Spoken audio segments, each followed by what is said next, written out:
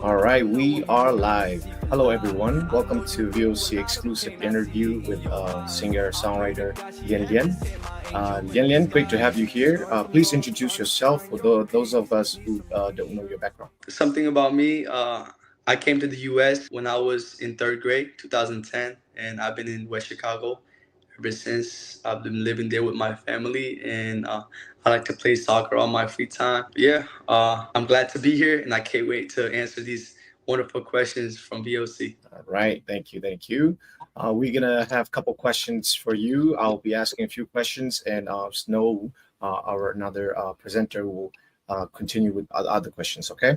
So let's start with your background a little bit. So can you tell us about your upbringing and how being a Chin from Myanmar shaped your identity, especially growing up in Chicago? Right. Me, I remember a lot about Kentang. That's let's say a village or where I came from, and a lot of my memory was there. I had great memories, but ever since I was in third grade, I moved to the U.S. with my family.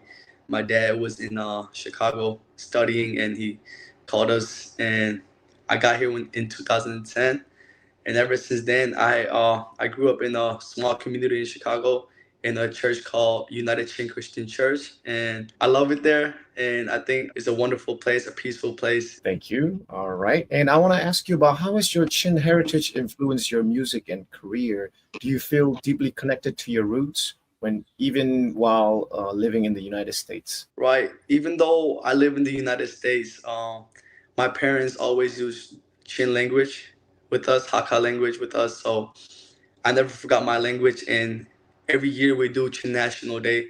And I always feel, I'm reminded of where I came from. And I love that tradition about our culture. And even with my music, I try to like combine Chin and English, which helps a lot of the Chin community. And a lot of us, we grew up here and we forget our language. So it helped the people that don't know Chin, as well as people in Chin that want to learn English. I feel like my music speaks to both generation and both young people that grew up in different cultures. Yeah, your music inspire a lot of people, especially younger generation, like you said. I want to ask you more about music questions, if you don't mind. And when did your first realization you wanted to pursue your music professionally? When it comes to like chin music in your generation, were there any significant moments or individuals like who really inspired you to take this path? Yeah, so I grew up in the US, so I'm very influenced by the music scene, especially the hip hop scene over here. And I was always into music. I love rapping. No, I didn't love rapping. I didn't like writing songs in the beginning, but I always loved music. Music was always a part of me, right? Even when I'm sad, even my happy moment, music was always a part of me. But when I was 18, around 17, 18, I wanted to incorporate what I feel like that influenced me, like artists like Polo G, Lil Durk, NBA YoungBoy, like my generation of music, and I want to incorporate that type of flow and music into our Chin community and use our Chin language as well. So I feel like I'm very deeply rooted into music, and I just wanted to bring something different into the culture. Great, great, great. Sounds very good. And when it comes to music, your family and your surroundings, like your community, how have your parents and family supported your journey as an artist?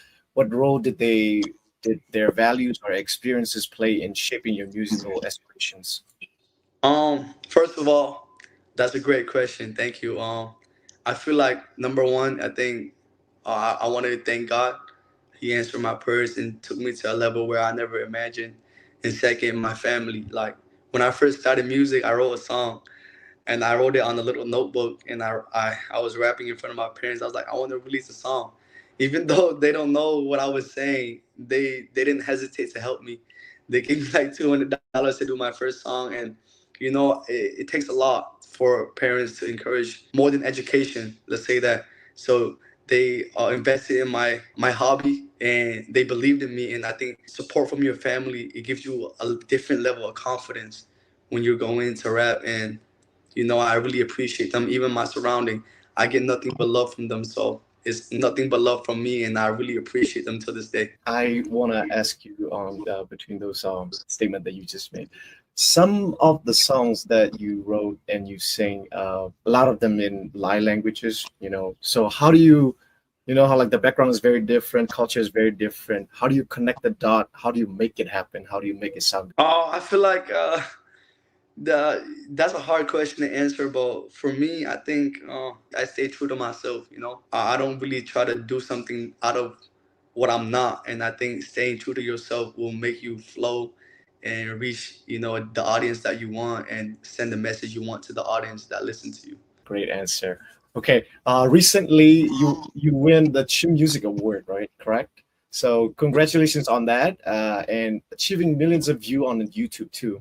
So what does this recognition means to you as an artist representing the Chin community? I feel like, you know, as artists, not just artists, anything we do in life, we have to set goals. And you know, one of my goals was to win something, an achievement for what I'm doing. And when I got that award, it means so much to me. You know, it's just an award, but it speaks so much to me, as in like how far I came. Like it's like a milestone for me. So I feel like ChinTube and Chin TV, shout out to them for recognizing young people, young artists, and giving them a platform. And I think this is a great thing that we're doing, and it's a great improvement for our culture. Thank you. That's all the questions I have for now. I will return it to Snow. Okay.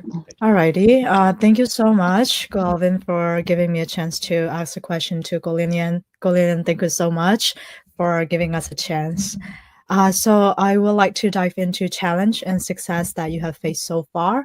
My question to you is that what have been the biggest challenge you have faced as a Chin artist in this global music industry? And then how have you overcome them and stay true to your vision like you mentioned earlier? That's a great question. I feel like not just me, but a lot of the artists in the Chin community, they face the same challenge as me. And the biggest challenge I face is that I think there's misconception in the Chin artists. Just because we are rappers, we're not bad people. Okay, sometimes we have fun, but that doesn't define who we are. You know, we care for our family, we care for our career, and we care for our people. So, you know, people judge us on one thing that we do, one bad thing. I don't think that defines who we are. Everybody is born to make mistakes, and I don't think we should judge people on those mistakes. Instead, help them. If you really care for somebody, help them and tell them that they need to fix some things instead of just judging them and talking behind their back.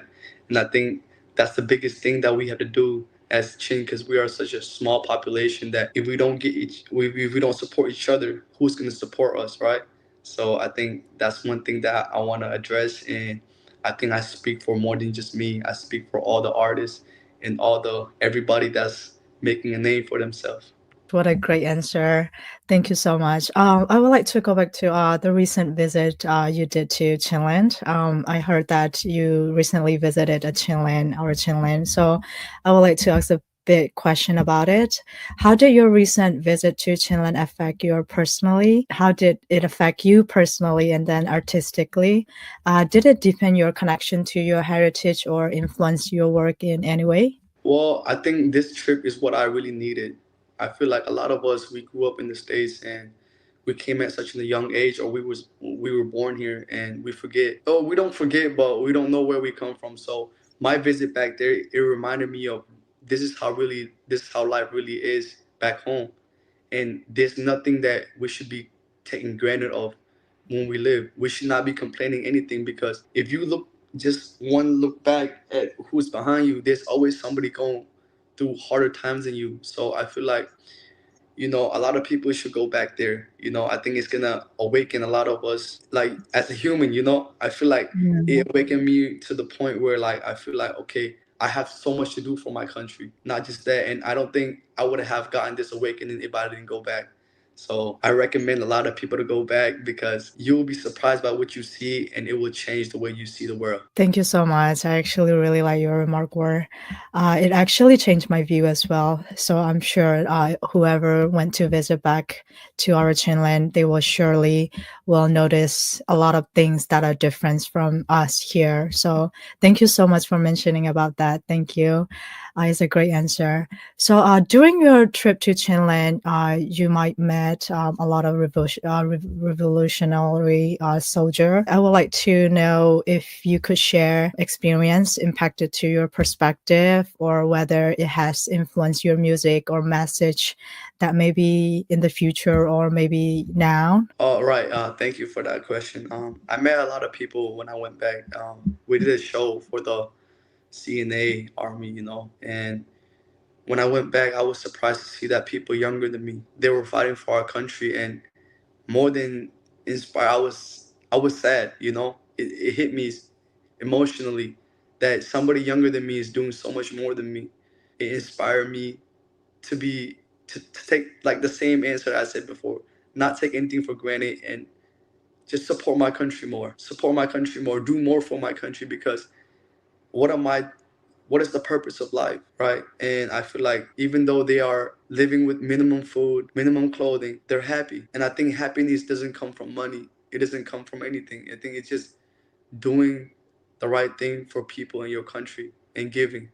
And I think that's what inspired me, and I think it humbled me as a person. What a true answer. Thank you so much. Happiness doesn't depend on money, that's for sure. It was an answer for us to be able to witness. That is a great feedback for us too. And thank you for mentioning about that again.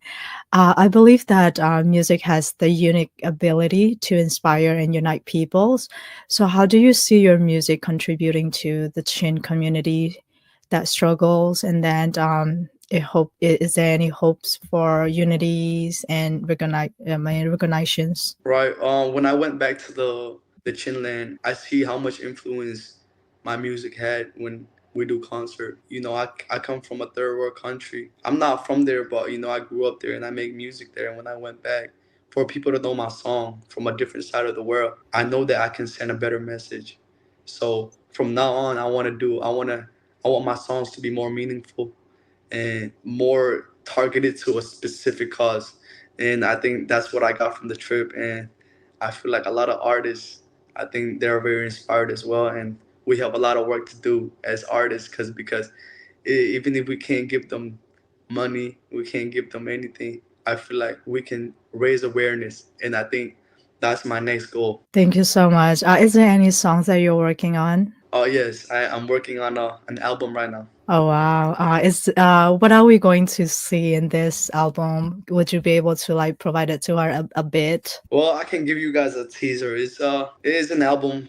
I call it For the Culture, and it's gonna have a little bit of love, a little bit of sadness at the same time, a little bit of awareness and how beautiful our country is. So, just, support me, and I think that even with this album, whatever I make, I want to give partial profit to many causes that I believe that we need as Chin people. Thank you so much. I can't wait to see it. I'm sure this album will be very meaningful, just as you mentioned earlier. So thank you so much for working on that. What are your aspirations for the future? Do you have any advice or encouragement for young Chin artists who look up to you and then hope to follow in your footstep for the future wise? Well, just like me, I'm not the best, or I will never say I'm the best, but I feel like as an artist, if you don't believe in yourself, who's gonna believe in you? If you believe in yourself when everybody doubts you, you'll be fine. So do something that you believe in and go 100%. I feel like a lot of artists these days, they're scared to come up even though they're so talented, because they're scared of failure. And failure is what makes us, right? If you don't fail, how are you gonna know it's gonna succeed? So just keep going. One failure doesn't define who you are. What defines who you are is if you keep trying, people will respect that. And always believe in yourself. Even nobody believe in you, always believe in yourself. If you believe in yourself, it's only gonna go up. Thank you so much. Earlier, the statement that you made, one failure doesn't define who you are. I just wanted to, ask a few quick questions about that. Have you ever faced a challenge? As based on the failures or anything like that alongside your music industry? If there is, like, would you mind sharing us? Right. I feel like everybody go through dark times, right? I feel like in the beginning, I had a lot of support, but at the same time, like I feel like I went through some time in my life where I had a lot of people doubting me or criticism on what I'm doing. But at the same time, those people that criticize me are not going to feed me. They're not going to put food on my table. They're not going to visit me in the hospital. So why should I care if I'm sending the right message and I'm doing it for my own intention and for a good intention? So I just remind myself, my family always keeps supporting me, reminding me, so it keeps me going. So have always appreciate the people that love you, because in this world, hate is always going to be there, and it just depends on how you handle hate. And keep going, and if you need help, contact me, and I'm always down to help any artist and support my culture. There's a lot of supporter, especially your fans. I live in Florida. You've been here before, so now my cousin is a big fan of yours. So it's an honor to have you as a guest tonight. So thank you so much for giving me a chance to ask your questions and then giving us a chance to be with you tonight. Go Alvin, I will hand back the times to you. Thank you so much for giving me a chance. Well, that concludes our interview. But before we close out, Lilian, do you want to say something in Lai Haka? To VOC ni mamadong interview tansa ang kape chalung nak tampi ngay chun an bihal mi zong athami tamto, and marang holen kan ti mi zong kha minung tampi phanna se lo lai hol thiam lo mi cha jangwa thanso nak a hang na se ti kan tu ro ase chun lai mi ibom na ase chun malama asoi ti mi kimi dang cha jangwa so che to maronga ibom na ase kamala kama kan rom cha se tu lio kan mi cha jangwa zai man ki ti lo te em haya phong chi si lo kamala ma kha thanso nak a ibom na ase minung kan tlom tu kamala kama kan bum lo chun hom da kan bom ti la chun pathian jong ibom chen pang ko se ti mi kha chim gadu Say lom tuk mo, Lilian. All right, everybody. Thank you so much for listening to our exclusive interview with Lian Lian. Please subscribe to our Facebook page, our YouTube page, Instagram, and X on Twitter. So we will conclude our interview tonight. Thank you so much, Lian Lian. Thank you. Have a great night, everybody. Bye bye.